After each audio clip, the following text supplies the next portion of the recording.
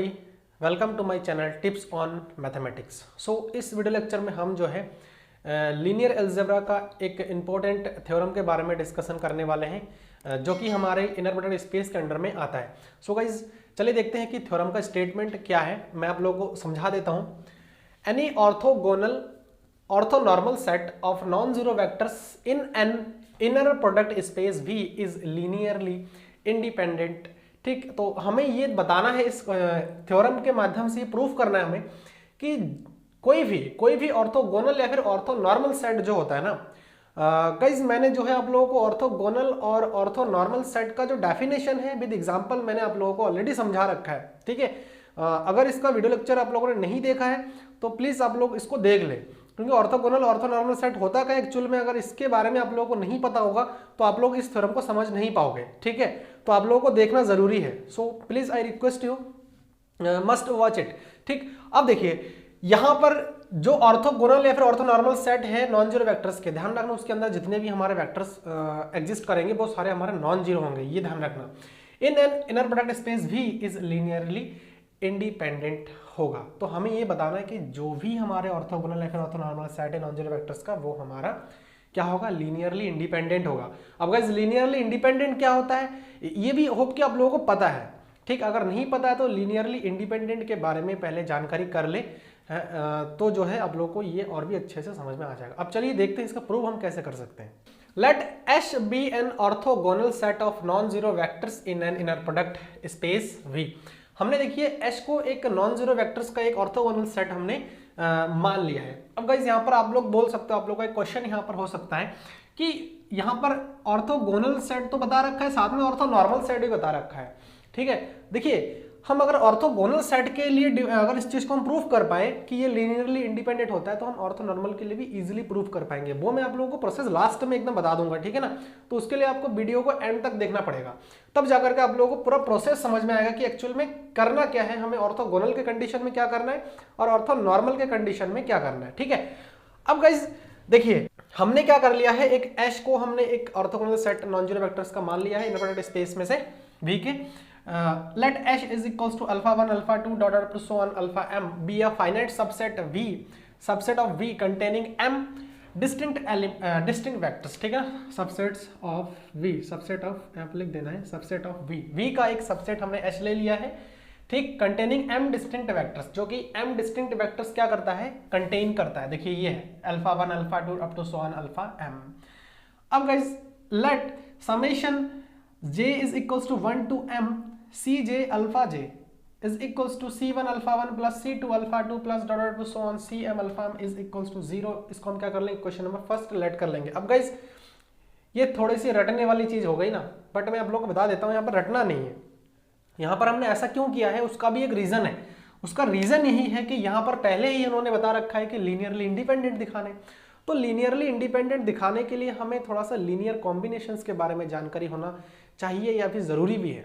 ठीक, तो linear combination के फॉर्म में हमें कुछ यहाँ पर चाहिए है ना, लीनियर कॉम्बिनेशन के फॉर्म में, तो हमने यहाँ पर थोड़ा सा लीनियर कॉम्बिनेशन टाइप का यहाँ पर हमने कुछ ले लिया है जो कि हमारा क्या है, जीरो के इक्वल है।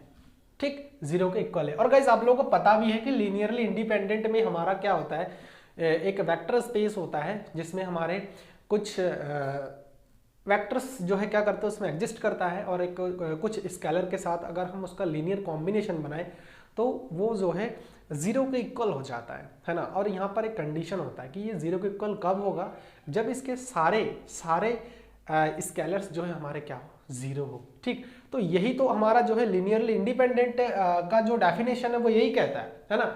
तो लीनियरली इंडिपेंडेंट का डेफिनेशन यही कहता है। अब यहाँ पर हमें आइडिया हमने यहां से लगा लिया कि हमें इस चीज को लेट करना पड़ेगा। अभी लीनियरली इंडिपेंडेंट आया नहीं है, हम तो लीनियरली इंडिपेंडेंट बाद में दिखाएंगे। क्या कैसे दिखाएंगे, हमें दिखाना क्या होगा फिर लीनियरली इंडिपेंडेंट दिखाने के लिए कि C1 C2 Cm ऐसे जितने भी हमारे C है, कहने का जितने भी हमारे स्केलर्स हैं वो सारे हमारे क्या होने चाहिए, जीरो होने चाहिए। तो हम ये चीज को दिखाएंगे ये सारे प्रोसेस के बाद। कैसे दिखाएंगे, अब देखिए इस चीज को हम लेट कर इसको इक्वेशन में फर्स्ट बोल दिया, वी हैव फॉर ईच के वेयर के इज इक्वल्स टू, हम हर एक के की बात करेंगे हम यहाँ पर। ईच के का जो वैल्यू है ना वो A1 से लेकर के M तक है। ठीक, ये समझ लीजिए के का जो वैल्यू है वो 1 से लेकर के M तक है। तो के एक्चुअल में यहाँ पर क्या डिफाइन कर रहा है, के जो है कोई एक पर्टिकुलर वेक्टर को डिनोट कर रहा है, के वेक्टर मतलब ये है, देखिए ये है जैसे अल्फा 1 अल्फा 2 अल्फा m, तो यहाँ पर के है कोई वेक्टर्स को डिनोट कर रहा है, मतलब अलग अलग वेक्टर डिस्टिंक्ट वेक्टर हो सकते हैं। जैसे अल्फा के लिए मैं क्या कर सकता हूँ, के का वैल्यू 1 से लेकर m तक वेरी कर रहा है, इसका मतलब क्या है alpha 1 alpha 2 alpha 3 dot up to so on alpha के टर्म तक जा रहा है ना। तो हमने यहाँ पर इस चीज को बता रखा है। अब देखिए हम क्या करेंगे, इसके साथ हम अल्फा के का इनर प्रोडक्ट ले लेंगे। अल्फा के का इनर प्रोडक्ट हम कैसे करेंगे, देखिए summation of j equals to 1 to m c j alpha j inner product alpha के। अब यहाँ पर देखिए इनर प्रोडक्ट हम कर रहे हैं, तो लीनियरिटी प्रॉपर्टी के हेल्प से हम क्या कर सकते हैं, देखिए इस चीज का जो वैल्यू है वो टोटली यही है, हम यहाँ पर रख देंगे और ये अल्फा के हो जाएगा, है ना। तो हम जब इसको ओपन करेंगे ना, और गाइज आप लोगों को अगर इनर प्रोडक्ट स्पेस का लीनियरिटी प्रॉपर्टी के बारे में बिल्कुल भी नहीं पता है तो आप लोग जरूर देखो। और देखने के साथ साथ मैंने जो है कल भी एक थ्योरम अपलोड किया है, उस थ्योरम को भी आप लोग एक बार देख लो, क्योंकि वहां पर मैंने इसका कॉन्सेप्ट पूरा टोटली डिस्कशन किया है कि ये एक्चुअल में कहां से आ रहा है ये चीज, है ना। वहां पर मैंने ओपनली तरीके से आप लोगों को बता रखा है कि वहां पर कोई डाउट नहीं होगा आप लोगों को, इतना मैं बता सकता हूं, ठीक। और यहां पर मैंने थोड़ा सा एडजस्टमेंट कर दिया, जल्दी से कर दिया, यहां पर मान लो कि शॉर्ट में कर दिया है, तो यहां पर थोड़ा सा होप कंफ्यूज हो सकता है, ठीक। लेकिन जिनको कॉन्सेप्ट क्लियर उनको कोई कंफ्यूजन नहीं होगा। यहाँ पर देखिए हम इस पूरे को रखेंगे और ये एक तुम्हारा लीनियर कॉम्बिनेशन टाइप का बना रहा है, तो हम जो है लीनियरिटी प्रॉपर्टी का यूज करके यहाँ पर जो है इसका इनर प्रोडक्ट हम इस टाइप से डिफाइन कर सकते हैं। तो मैंने यहाँ पर क्या कर दिया है, सी जे देखो 1 ले लेंगे 2 लेंगे 3 लेंगे, क्योंकि जे का वैल्यू भी तो वेरी कर रहा है, जे का वैल्यू देखो 1 से लेकर के m तक वेरी कर रहा है, एंड साथ में k का वैल्यू भी तो 1 से लेकर के m तक वेरी कर रहा है। ये चीज तो हमने यहाँ पर ऑलरेडी बता रखा है।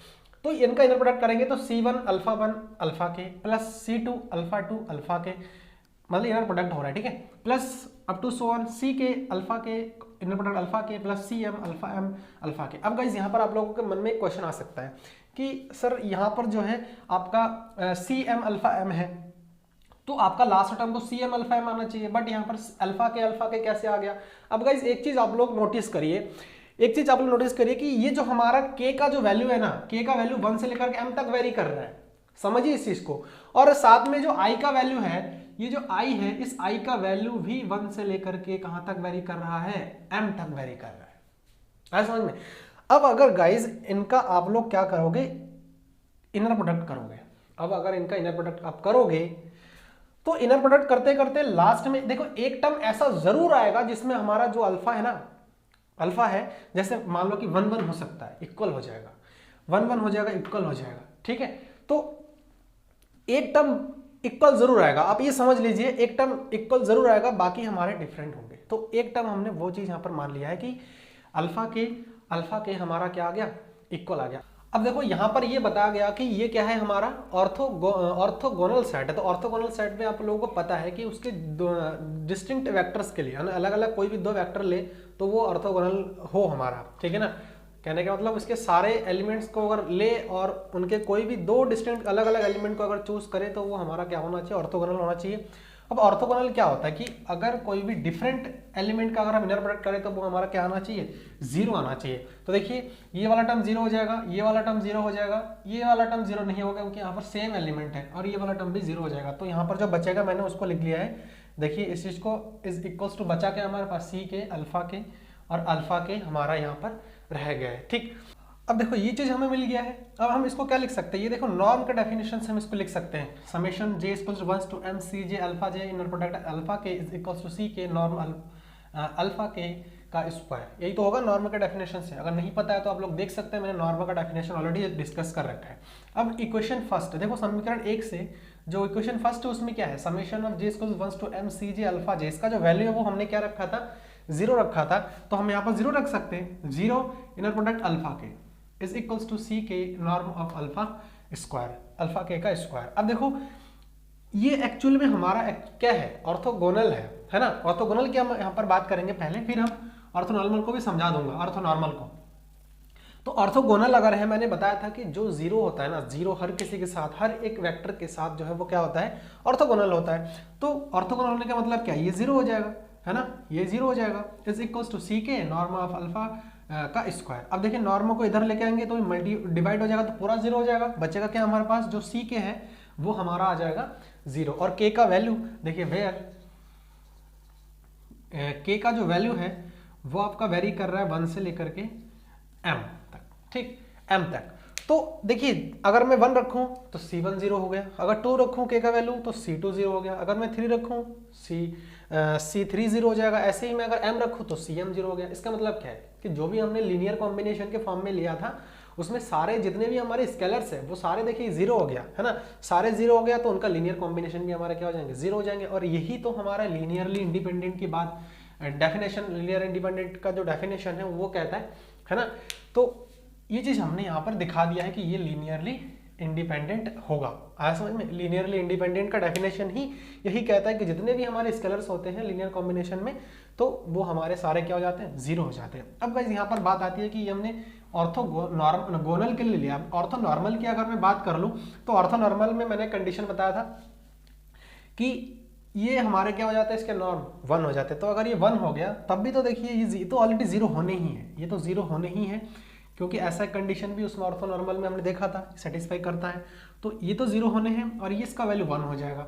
तो इसका वैल्यू जब मैं ऑर्थो नॉर्मल कंडीशन लगाऊंगा दोनों में लग जाएगा, तो इसका वैल्यू 0 और इसका वैल्यू 1, तो 1 को इधर लेके आएंगे तब भी 0, तो सी के जो है तब भी हमारा क्या रहेगा, 0 रहेगा। और तब भी हम सी के 0 हो गया तो इसका मतलब हम क्या बता सकते हैं कि ये लीनियरली इंडिपेंडेंट है ना।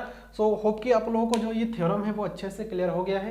अगर समझ में नहीं आया तो आप लोग मुझे कमेंट करके बता सकते हैं। अगर वीडियो अच्छी लगी तो इसको लाइक करें, चैनल को सब्सक्राइब करें एंड नोटिफिकेशन बेल को प्रेस करना बिल्कुल भी ना भूलें। So thanks for watching this video.